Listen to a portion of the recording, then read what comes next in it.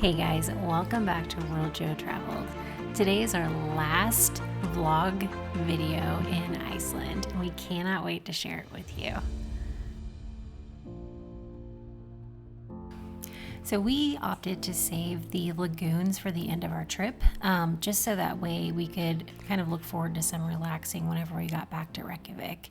So first up was the Sky Lagoon, and I loved the Sky Lagoon. It was amazing. I would highly, highly recommend to book your tickets ahead of time. We booked them right whenever we got into the parking lot, and they only had 2 left for the day. So I would definitely allow for a couple of hours for this stay.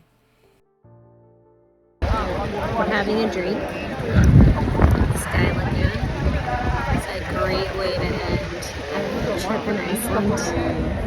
It's amazing out here. Super relaxing. So if you're booking a package, which is for 2, it's around $295.87 for both individuals. And it does come with a drink package as well. Attempted the cold plunge and it was way too cold. So now we're doing a sauna. So that's the 3rd step in the 7-step lagoon process. All right, we went through the Sky Lagoon. We did all 7 steps. It was pretty fun, actually. Yeah, I liked it. I kind of like getting pampered. Yeah, the body scrub was awesome. We did the sauna, the steam room, the cold plunge, kind of. What else did we do? Had that tea.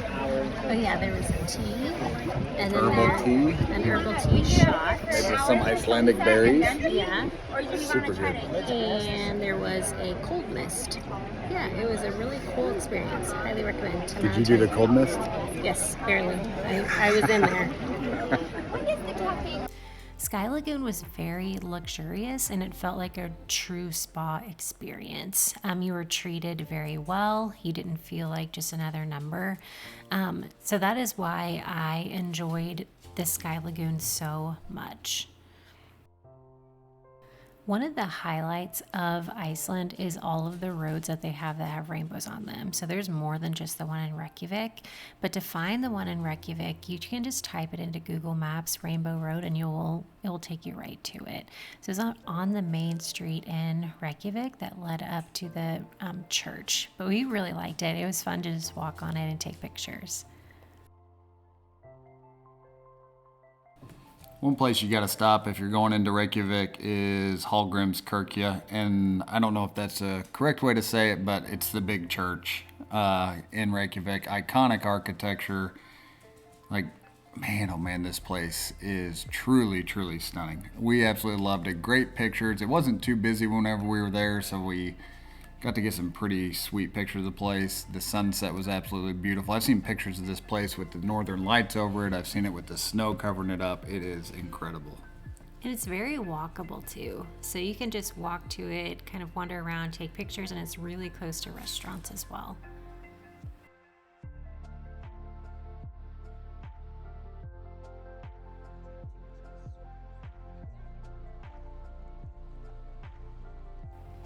So whenever we were planning our trip to Iceland, Blue Lagoon was at the top of my list. I really, really wanted to go there. It's such an iconic location.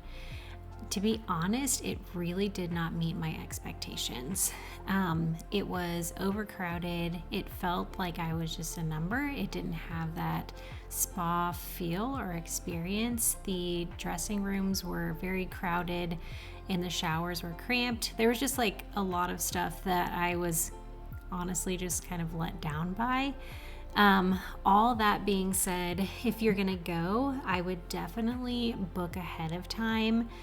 Do not get your hair wet. It took my hair weeks to recover from that water. Tickets will run between like $60 and up to $250.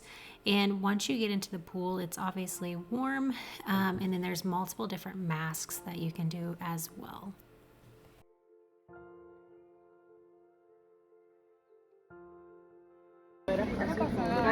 This is step 2. The water of the Blue Lagoon was definitely pretty. At Sky Lagoon, it was clear, but I think if we had went to Blue Lagoon first, I think we would have appreciated it a little bit more, but Sky Lagoon, I think going there first kind of ruined the Blue Lagoon for us. Sky Lagoon was just better. Yeah. And I will say too, at Sky Lagoon, it's newer and it was more thought out, or felt more thought out. So you had the process. So you went through the 7 steps, like the ritual steps. And at the Sky Lagoon, it was you just walk into a pool and then you have to go find where the masks are, and you have to get into a line and wait for them. Blue Lagoon, sorry about that. So it felt more manufactured and more like you were just a number at the Blue Lagoon. And you had drinks included, or one drink included, but it was very limited options. And so it just felt very, I don't know, commercial. Not as authentic and genuine as the Sky Lagoon. We're leaving the Blue Lagoon, and we're like dead. We're so tired. I think the last 17 days has caught up with us. Yeah, we just kind of want to take a really long nap. Yeah. So I'm exhausted. we're gonna go. Hopefully our hotel room is ready, and just chill until dinner. So a long walk back to the car.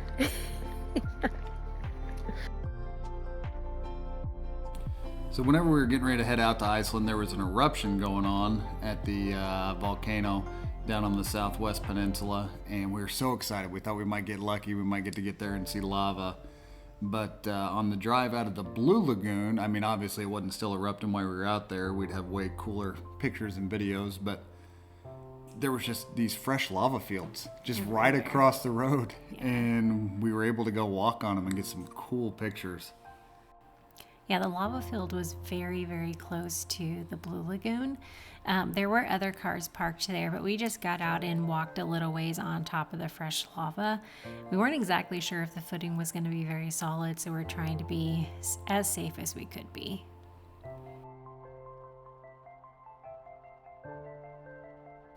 We kept exploring the southwest peninsula, and there was a place that I wanted to go. It's called the Bridge Between Continents. It's where the North American plate and the Eurasian plate meet up, and they actually have a little bridge built over it. It's pretty cool if you're, I guess, kind of nerdy, but man, I thought it was really, really neat. There weren't that many people there, but I thought it was worth going to see.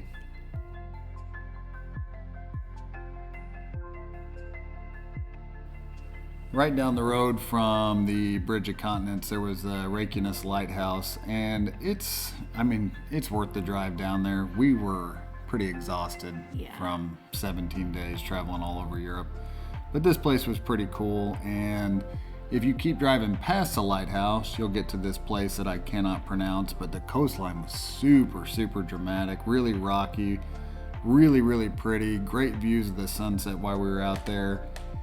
And I mean, like between the bridge over continents, the Reykjanes Lighthouse, this coastline alone is worth driving down there to see. It was really, really beautiful, and I climbed out there quite a ways and loved it. Yeah, I was just exhausted, so I kind of just stayed there and took pictures of Evan.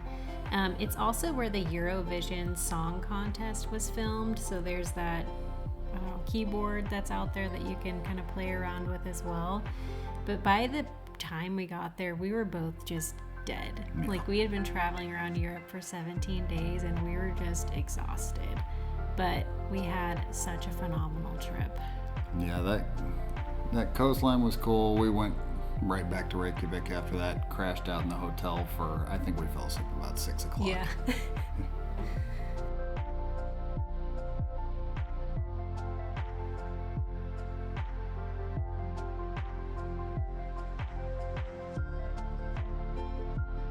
So that's all we've got for you guys today in our vlog series. This does conclude the vlog series, but we are working on an Iceland Ultimate Guide, and that will be coming out over the next couple of weeks. So look forward to that coming out. But we appreciate you guys being here, and we really hope that you enjoyed this.